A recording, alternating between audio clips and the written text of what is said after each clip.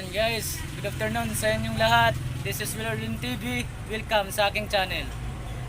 And guys, dahil mamaya panggabi ang ating pasok, dito muna ako. Mayroong kondisyon sa akin yung preno, yung brake ng sasakyan kasi wala siyang preno. Kasi bukas daw maliligo sa beach, sa resort. Ayan, nandito tayo mga idol. Ayan ang dumi na ng kamay ko. Ito yung sasakyan So, ito yung inaayos natin mga idol. Ayan.